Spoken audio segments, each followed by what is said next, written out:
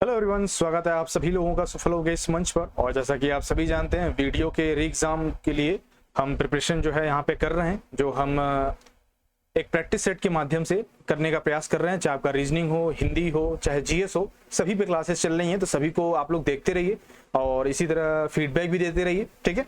और अभी हम आज का जो हमारा टॉपिक है वो रस के ऊपर है। और इससे लगभग पूरे ओवरऑल यूपी ट्रिपल एससी के जो भी एग्जाम हुए हैं उसमें लगभग 24 प्रश्न पूछे गए हैं। तो आज हम उसमें से 20 क्वेश्चंस जो है यहाँ पे देखते हैं, ठीक है। तो चलिए फिर बिना किसी देरी के स्टार्ट करते हैं।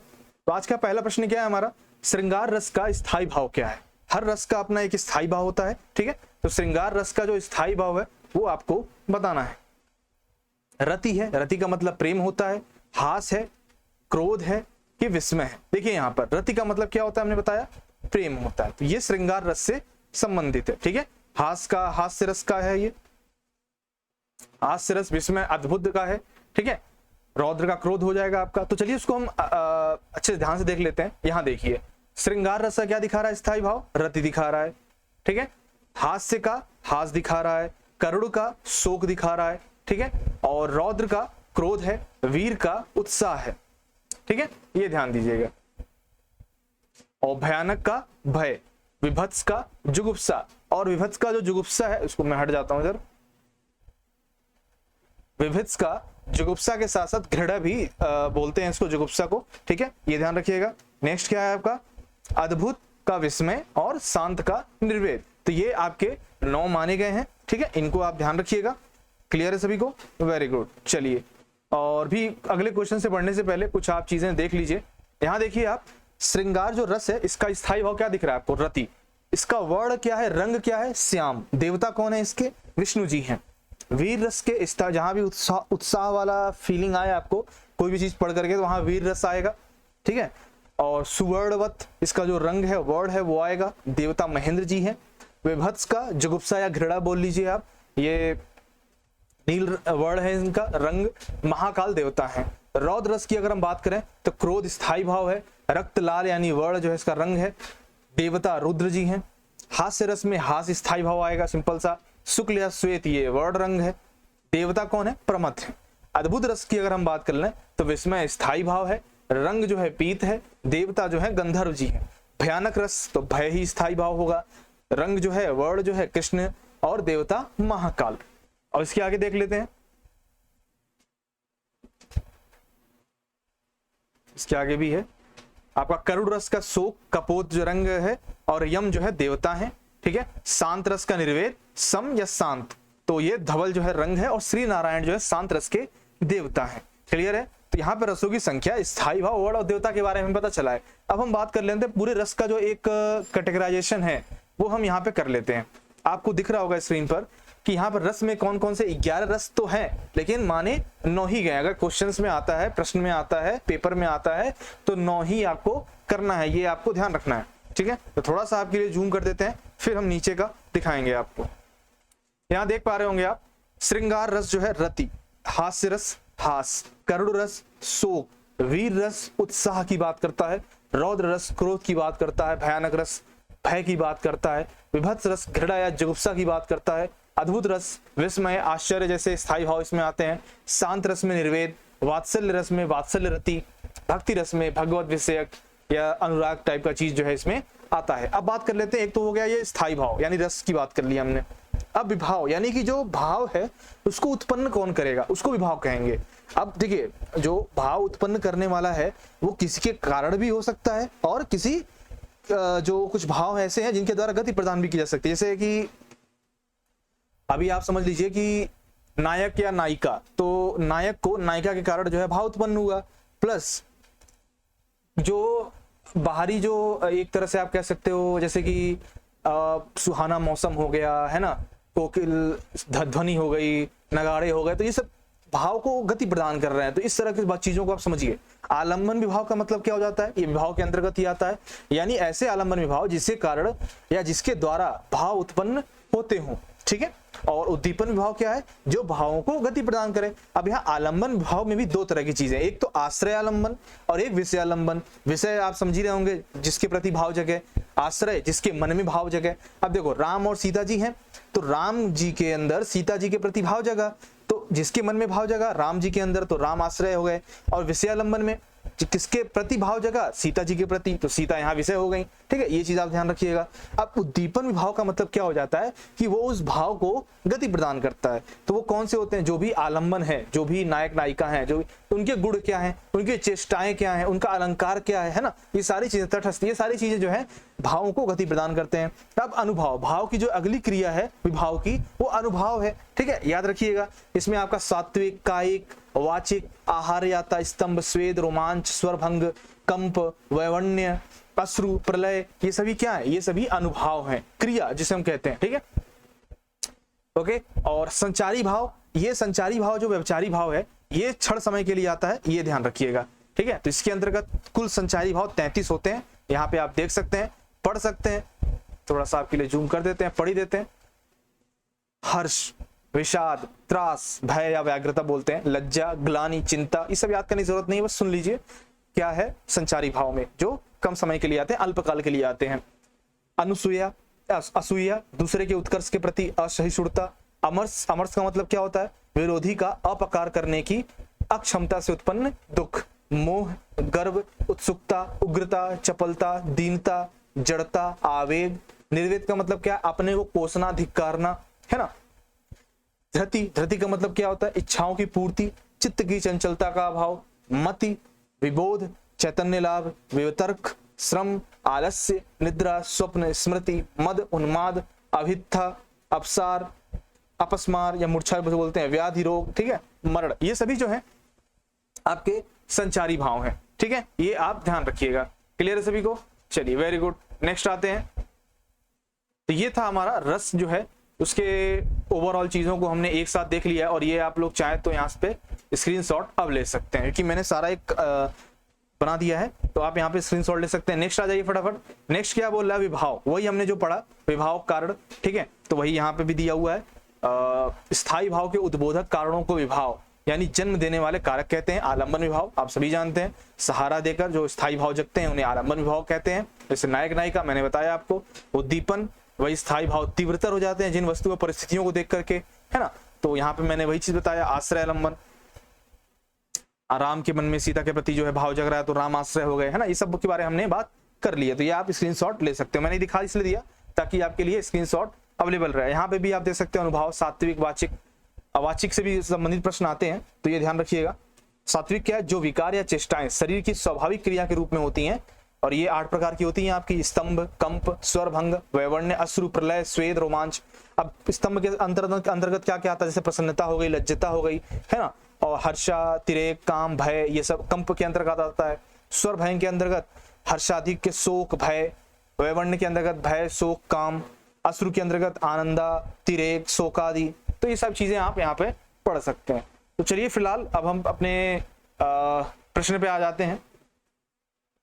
ठीक है, ये चीज आप देख लीजिएगा। रस के अंग कितने होते हैं? 4 अंग होते हैं। स्थायी भाव जो है हमारा प्रधान भाव होता है, और स्थायी भाव की संख्या 9 होती है। स्थायी भाव की मान्यता 11 है, लेकिन संख्या जो है 9 है, ये ध्यान रखिएगा। और मूलतः रसों की संख्या 9। विभाव कितने भेद हैं? 2, आपने पढ़ लिया है, आलंबन और उद्दीपन।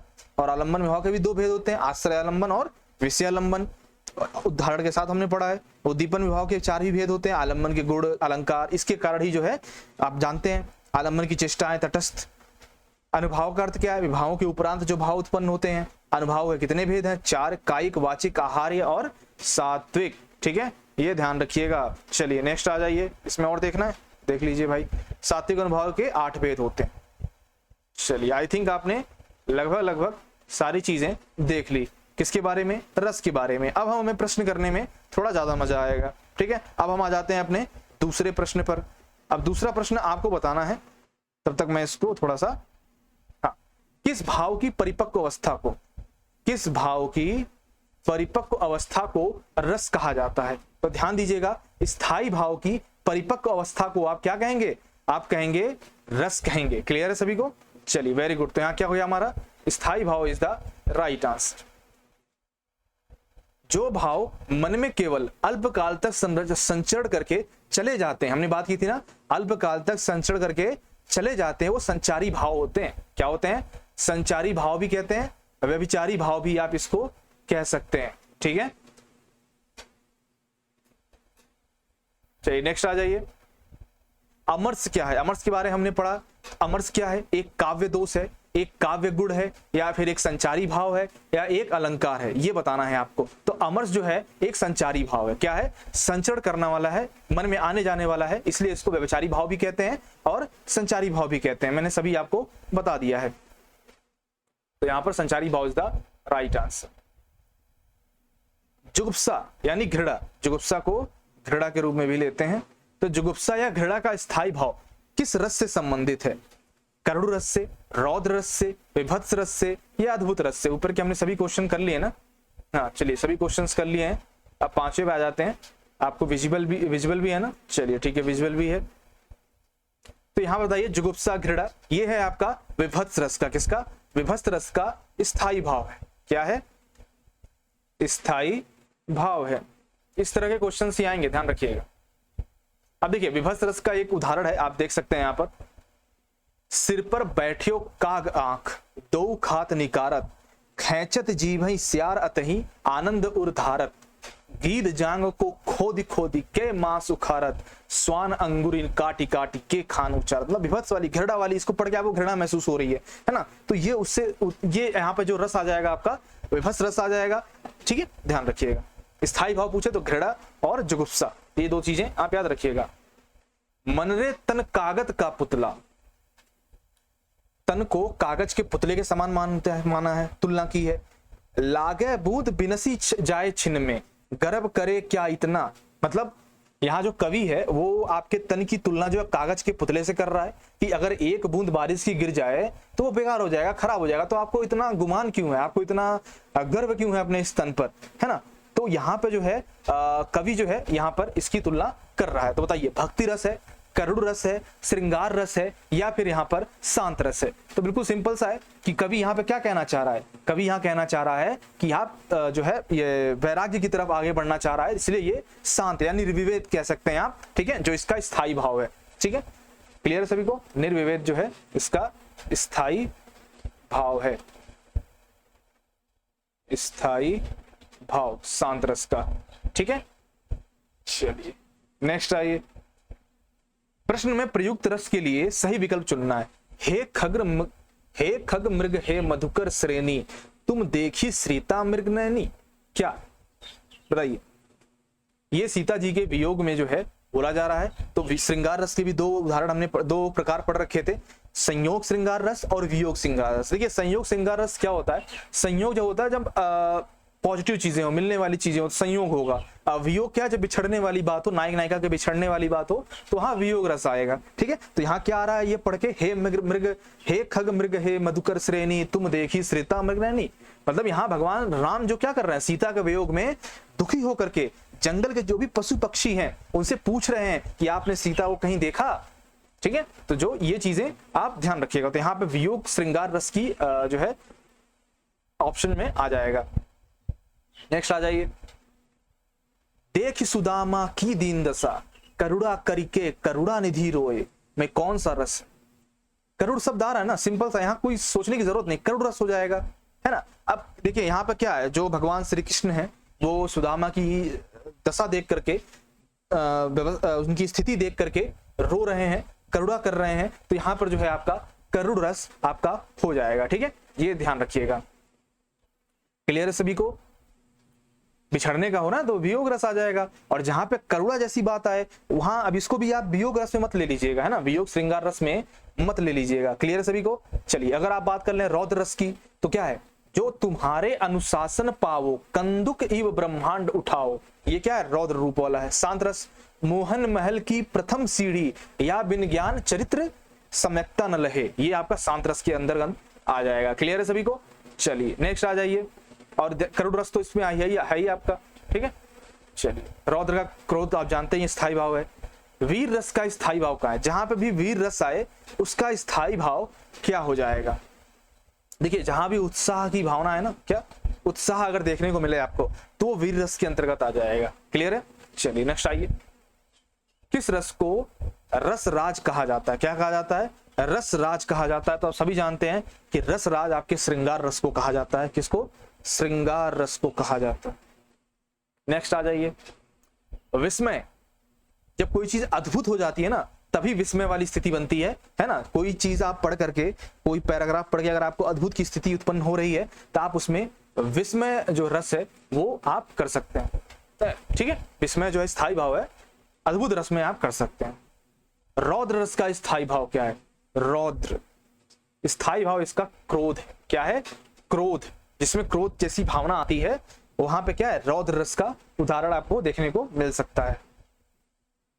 विभत्स का विरोधी, अब विभत्स आप सभी जानते हैं, इसका जो स्थायी भाव क्या है? जुगुप्सा है। जुगुप्सा है और घृणा है ना। तब इसका उल्टा क्या हो जाएगा? श्रृंगार हो जाएगा। श्रृंगार प्रेम, रति होता है ना इसका स्थायी भाव, रति, और उसका प्रेम, तो प्रेम का उल्टा क्या? घृणा ही होता है ना। चलिए नेक्स्ट आ जाइए। करुण रस का स्थायी भाव क्या होगा? करुण रस का स्थायी भाव शोक मना रहा है ना। करुण रस का स्थायी भाव क्या हो जाएगा? शोक मना रहा है, तो उसके अंतर्गत आ जाएगा, ठीक है। चलिए नेक्स्ट आइए। और बाकी तो आप सभी जानते हैं, श्रृंगार का रति, हमने बताया रति का मतलब क्या होता है? प्रेम होता है। हास्य का हास। चलिए नेक्स्ट आ जाइए। Question number 15। क्वेश्चन नंबर 15 क्या बोल रहा है? अखिया हरि दर्शन की भूखी, कैसे रहें रूप रस रांची, ए बतिया सुन रूखी। कौन सा रस है यहाँ पर? यहाँ पे क्या है? ये जो है सूरसागर जी की रचना है ना, पद्यांश है, गोपियों के विरह के बारे में यहाँ बात हो रही है। तो यहाँ तो आएगा तो वियोग श्रृंगार रस, क्योंकि वियोग की बात कर रही है, वियोग की बात ये जो है पद्यांश कर रही है। क्या बोल रही है कि इसमें हरि के दर्शन के लिए आखिया जो है, आपकी आंख जो है वो तरस गई है उनसे मिलने के लिए। तो ये बात जो है गोपियां बता रही हैं, बोल रही हैं, अपना दुख व्यक्तव्य कर रही हैं। तो यहाँ वियोग श्रृंगार रस जो है आ जाएगा, करुण रस नहीं आएगा, ये ध्यान रखिएगा, ठीक है। चलिए वियोग श्रृंगार रस इज द राइट आंसर। निस्दिन बरसत नयन हमारे, निस्दिन बरसत नयन हमारे में कौन सा रस होगा? अब देखो यहाँ पे सिंपल सा मतलब समझिए आप। निस्दिन बरसे मतलब क्या कर रहा है? नायक नायिका जो है, या नायक जो है नायिका के बारे में, या नायिका जो है नायक के बारे में विरह का वर्णन कर रहे हैं। तो ये जो विरह किया जा रहा है ये क्या आएगा? वियोग श्रृंगार रस आएगा। क्या आएगा? जहां भी नायक नायिका की बात आती है तो वहां वियोग श्रृंगार रस आपका आ जाएगा। तो वियोग श्रृंगार रस इज द राइट आंसर। मेरे तो गिरधर गोपाल दूसरों ना कोई, जाके सिर मोर मुकुट मेरो पति सोई। मतलब क्या है यहाँ पे भी क्या श्रृंगार की बात की जा रही है ना। जैसे मेरे तो गिरधर गोपाल है, दूसरे कोई नहीं है, ठीक है। चलिए फटाफट आ जाइए। तो श्रृंगार रस इस हमारा क्या हो जाएगा? राइट आंसर हो जाएगा। क्लियर है? नेक्स्ट आ जाइए। भारतीय वृत्ति का संबंध किस रस से माना जाता है? भारतीय वृत्ति का संबंध जो है किस रस से माना जाता है? बताइए। बिल्कुल सही, अद्भुत, विस्मय रस से। क्या? विस्मय स्थायी भाव है इसका, अद्भुत रस से माना जाएगा। स्थायी भाव क्या है?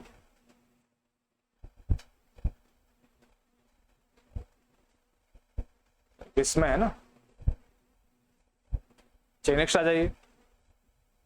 रस सूत्र के जनक माने जाते हैं कौन? भरत मुनि, तुलसीदास, या अभिनव गुप्त, या भट्टनायक। बताइए। तो जो रस सूत्र है उसको भरत मुनि को माना जाता है, और इनके अनुसार जो रसों की संख्या 8 बताई गई है। अगर प्रश्न में पूछता है कि भरत मुनि के अनुसार रसों की संख्या कितनी है तो 8 लिखिएगा। नॉर्मल पूछता है तो 9 लिखिएगा, ठीक है, ये ध्यान रखिएगा। टोटल पूछ दे अगर, जैसे पूछेगा नहीं। श्रृंगार रस को सर्वश्रेष्ठ रस माना जाता है तो आप सभी जानते हैं, ठीक है। चलिए नेक्स्ट आ जाइए। शांत रस का स्थायी भाव दिख रहा है आपको? नीचे आ रहा हो गया, इधर हट जाता हूं। शांत रस का स्थायी भाव क्या है? शांत रस हमने बात की थी, निर्विवेद, है ना। तो यहाँ पे क्या हो जाएगा? निर्विवेद is the right answer. So I hope आप सभी को चीजें समझ में आई होंगी रस के बारे में, और हमें ज्यादा इसमें क्वेश्चंस नहीं आते हैं, ठीक है। थोड़े बहुत क्वेश्चंस आते हैं जो उसके प्रकार के बारे में है, या आप जो हमने 8 पे चर्चा की है, 9 पे चर्चा की है, उन 9 पे जो है आप क्या मतलब है उसका स्थायी भाव क्या है, उसके देवता क्या है, उसके वर्ण क्या है, इसके बारे में आप जानकारी ले लीजिएगा, याद कर लीजिएगा। मैंने आप सभी को प्रोवाइड करा दिया है मटेरियल, ठीक है। स्क्रीनशॉट ले लीजिए या वीडियो को दोबारा देख लीजिए, सेव कर लीजिए, जो भी करना है कर लीजिए, बट याद कर लीजिए, ठीक है। 20 क्वेश्चन बहुत इंपॉर्टेंट है, और लगभग यही क्वेश्चन पूरे यूपीएससी के एग्जाम में पूछे गए हैं, और इससे आसपास की चीजें घुमा फिरा के क्वेश्चन आएंगे, ज्यादा कुछ बदलाव नहीं आएगा, ठीक है। सो मिलते हैं अगले में। छंद अलंकार भी लेकर के आएंगे, अपठित गद्यांश भी लेकर के आएंगे, और भी जो भी हमारे टॉपिक है उन सभी के बारे में बात करेंगे। So thank you so much guys, take care, bye bye.